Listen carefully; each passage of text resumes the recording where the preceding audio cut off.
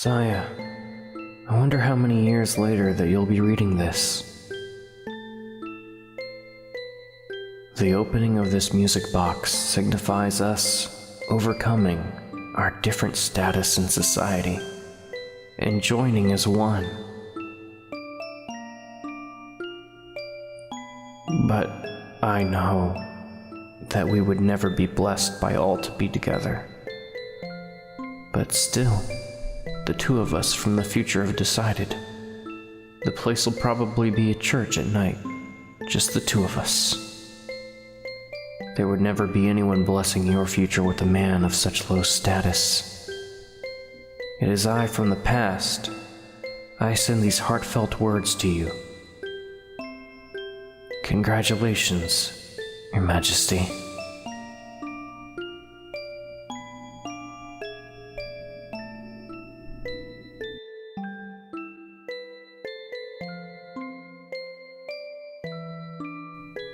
I've been waiting for you a long time.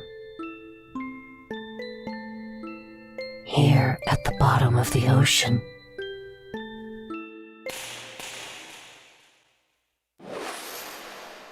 It's boss time. I wasn't, crap. Hi there, it's me.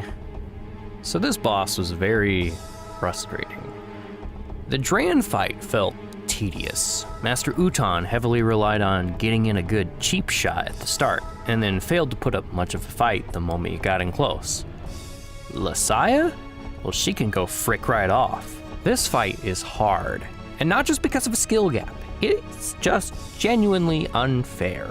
You know, I've had problems with fighting in the past. It's a bit clunky. Once you're able to lock on and strafe, it feels somewhat passable, but blocking never really felt intuitive because half the enemies in the game have attacks you can't block, and you suffer from falling on your butt and taking full damage anyway. I've never felt rewarded for trying to block, and this boss is no exception. This boss highlights all the problems with the combat that you could usually work around before and makes all the lack of utility glaringly obvious. So you can't block her attacks. That means you have to avoid them. But if you're locked onto her, you can't strafe very quickly. You'll have to disable lock-on to avoid her ice shot, which by the way, freezes you when you get hit. And not only do you take damage when you get hit, you're frozen in place for what feels like an eternity, and then when you unfreeze, you take damage again and fall over. It's infuriating. It feels like you can barely act in this entire fight. What's worse, this ice shot is a homing shot. It follows you.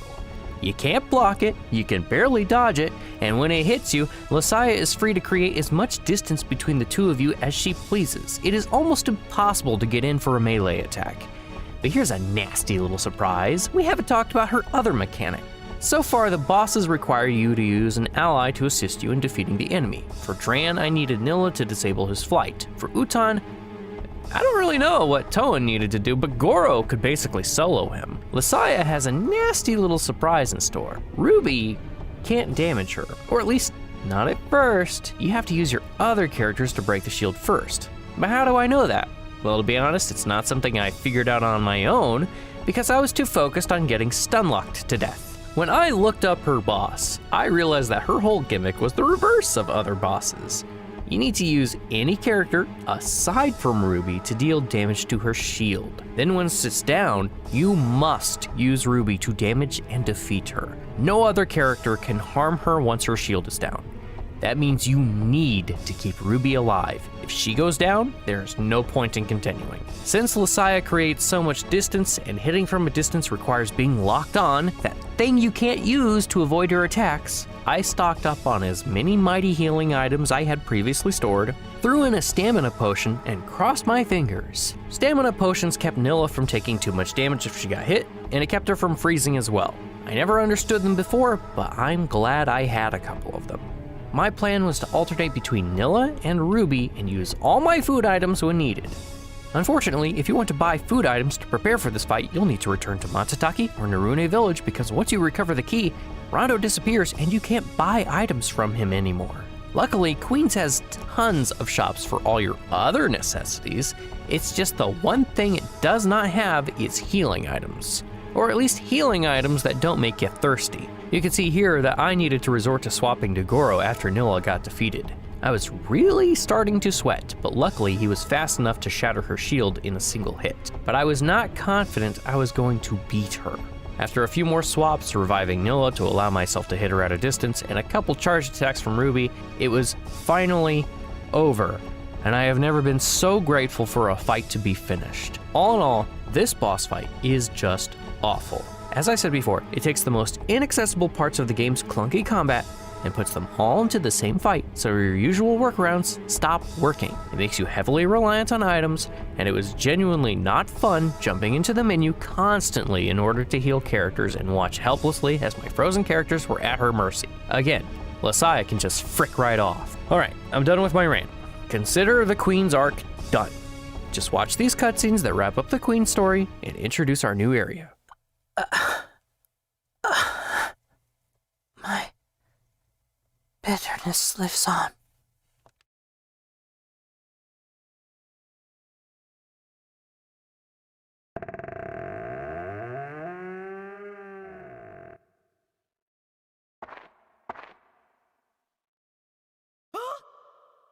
It's Rondo! I've always wanted. I wish I was able to return to that day.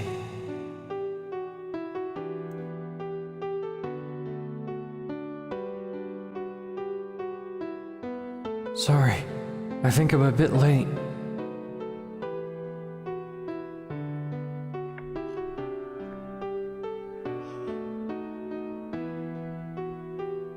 I immediately realized it after you were gone.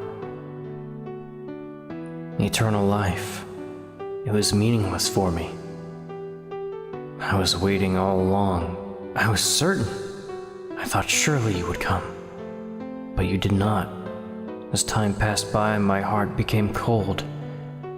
I've been kept alive for 100 years by that sphere now.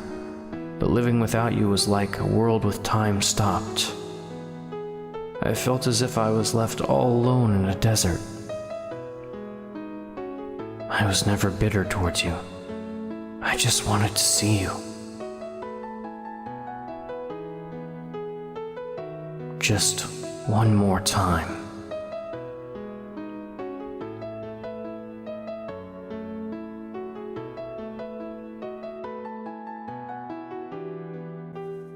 Saia, I know you won't forgive me now. But please, believe me when I say I've always... Say no more. I know. It's all right. You're here now, aren't you? Saia. I'm sorry, Toin. Here, this is for you. Moon Orb? He had it the whole time? You were looking for it. A fruit vendor found it and gave it to me. I never needed it, but I kept quiet to lead you here. I suppose I ended up using you. I'm sorry. I needed you to win back Saia's heart. It's time for goodbyes. Thank you, Toin. Ready, Saia? This will end it all. The end of a long, empty time. Let's go back together.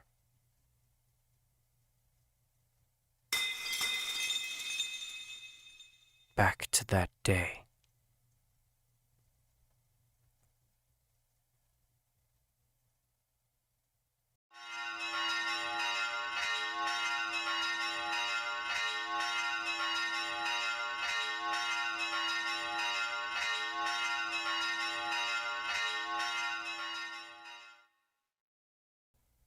Yes, this is the one. We can all move the moon ship. Shall we go now? Sure, man. Whatever you want. Let's make it around there.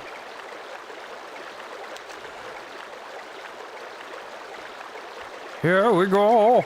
Are you ready? Toto top, rum, mandarina, lucky cookie, zucchini. That's interesting string of words.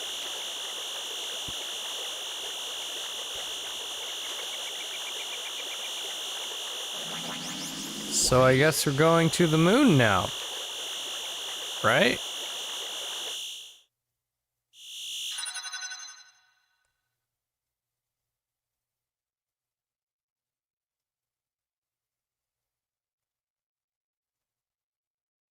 Right?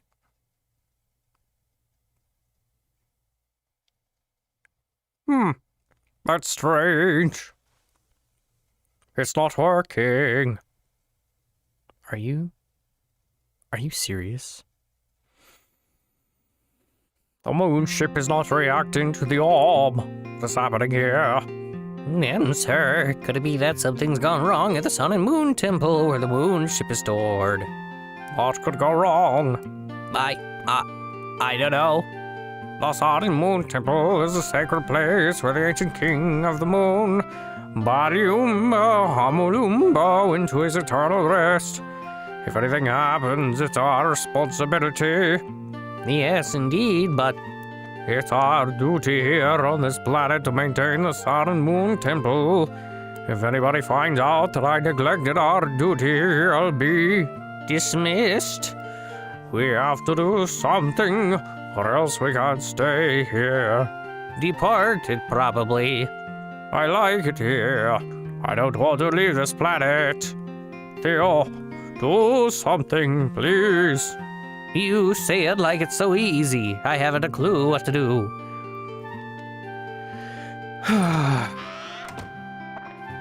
Oh, hi, Goro. You guys just keep on talking, huh? We have to go to that Sun and Moon Temple. Toad, let's go. Who was that again? Not a clue. Will you go to the Sun and Moon Temple? The moon ship is stored in the deepest part of the temple. It really is hard for me to have to ask you such a thing, but I have work to do, you see, as mayor of the village. Theo will accompany you. Come on, Nem, sir, this is not fair. There's no work to do as mayor of the village. Now, please take care of Theo.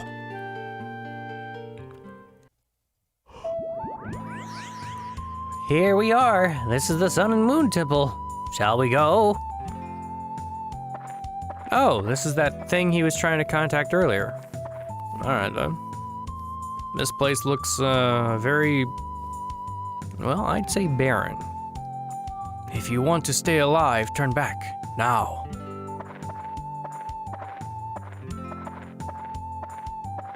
Oh, you know something, eh? What's happened in this temple? This temple, it's full of monsters. The evil from the sky did it, there's no doubt. The village, too. He destroyed it. His evil's strong. No one can defeat it. It must be the Dark Genie, meaning that Muskalaka was destroyed too. Oh, Muskalaka, his village of sand warriors, west of this temple. Are you from Muskalaka? Yes, Ungaga?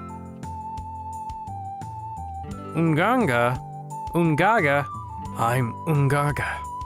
I'm not a very strong warrior. Couldn't protect the village. It was my responsibility. I was the only one who survived. It's so shameful. Ungaga. Wow, I know that name. The name of the strongest of the sand warriors. Cool. I'm not cool at all. I'm weak. Too weak. Come on, let's go together. With Ungaga with us, we'll have nothing to worry about. I'm weak. I'm no warrior. If I go, I'll be useless. I won't be a burden. I won't go. Owen, I need to talk to Ungaga for a while. Could you please go take a look in the temple on your own? Sure. I just can't leave a person in this state alone. I'll stay here with Ungaga. Please go ahead.